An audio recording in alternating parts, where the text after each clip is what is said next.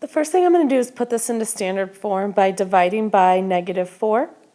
So x squared equals -1/4 y. The vertex of this equation is 0, 0 because I have no parentheses and no shifts. So there's my vertex right there.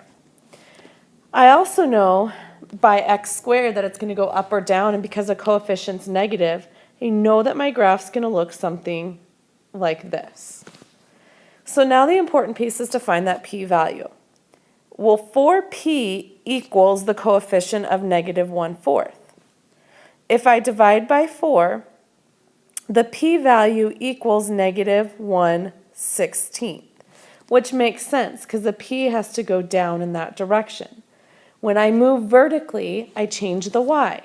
So to find the focus, I'm going to subtract that 1/16 to my y value. So my focus is the point 0, -1/16. Well, to find the directrix, I'm going to go the opposite direction, and I'm going to add 1/16 to that y value. So the directrix is going to be y equals 1/16, which would be this line right here. Now I have graphed, I found the vertex, I found the focus, and I found the directrix. In this problem, the y-square is already isolated. I have no shifts, so I can state right now that the vertex is at the origin 0, 0. I also know that it's y-squared, so it's a horizontal graph, and it opens to the right because it's a positive. So I have to find the p-value. So 4p equals this coefficient right here, which is 3. Therefore, the p-value is 3/4, because I'm going to divide both sides by 4. Since I'm changing it horizontally, I'm going to change my x value. So the focus of this equation is I'm going to add to the x 3/4. So my focus is 3/4, 0. To find the directrix, I'm going to subtract the p-value to the x. So x equals -3/4. So -3/4 will be the same distance right here. And now I have a vertex, a focus, a directrix, and a graph. To start here, we need to find the vertex.